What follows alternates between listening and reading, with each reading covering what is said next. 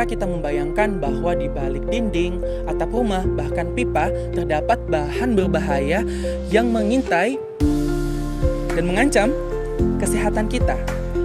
Material yang dulunya dipuja karena ketahanannya, kekuatannya terhadap api, bahkan harganya ekonomis, dikenal dengan nama asbes. Asbes sendiri adalah mineral alami yang berbentuk serat halus dan berasal dari batuan. Nah, serat-serat mikroskopis pada asbes ini membuatnya sangat tahan panas, listrik, tahan bahan kimia, dan juga gesekan. Terdapat 6 jenis asbes yang dibagi menjadi 2 kelompok besar, antara lain adalah serpentin dan amfibol. Selain itu, asbes memiliki risiko kesehatan yang tinggi karena seratnya sangat halus dan mudah terhirup. Serat tersebut dapat mencapai bagian terdalam paru-paru dan sulit dikeluarkan oleh tubuh, sehingga berpotensi menimbulkan gangguan pernafasan serius hingga penyakit kanker. Asbes sangatlah berbahaya. Kenapa? Karena ketika asbes itu hancur, terkadang partikelnya itu memang sangat-sangat kecil dan bisa mengairborne di udara. Sehingga ketika manusia menghirup asbes, itu bisa menimbulkan kerusakan pada jaringan paru-paru kita karena dia menancap di paru-paru kita. Dan sel kita bisa rusak beserta gen yang ada pada kita bisa bermutasi.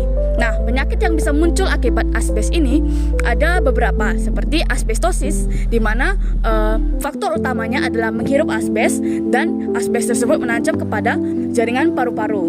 Lalu yang kedua, kanker paru-paru, di mana orang yang menghirup asbes, terutama yang merokok, akan meningkatkan risiko kanker paru-paru. Sehingga dalam penanganan asbes, terkadang orang-orang yang menangani menggunakan APD untuk melindungi diri mereka.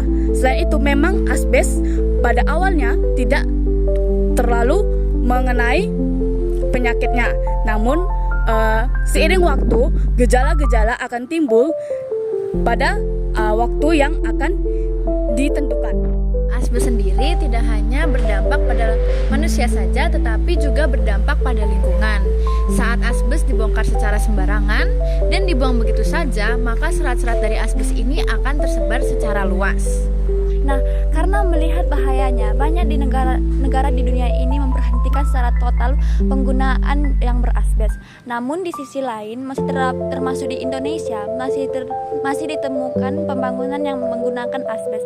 Nah, apa yang harus kita lakukan? Pertama, kita harus mengidentifikasi dan memahami.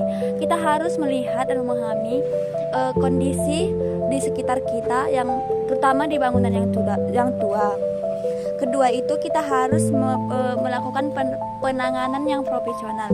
Jika harus dihilangkan ataupun dilepaskan, maka sebaiknya kita melakukan dengan tangan yang sudah profesional dengan menggunakan APD yang lengkap. Yang ketiga itu, kita perlu menggunakan regulasi dan pengawasan. Pemerintah perlu lebih ketat lagi untuk melakukan regulasi untuk pembangunan yang berasbes ini dan menyediakan paduan yang jelas untuk pengelolaan dan pembangunan asbes yang lebih aman lagi. Dan yang terakhir itu ada edukasi masyarakat. Kita penting sekali untuk memahami atau mengetahui bagaimana cara untuk memahami resiko dan langkah pencegahan yang benar.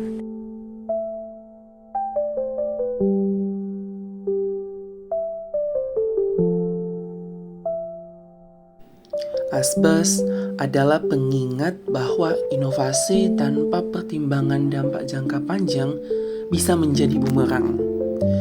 Dengan pengetahuan dan tindakan yang tepat, kita bisa mengatasi tantangan ini.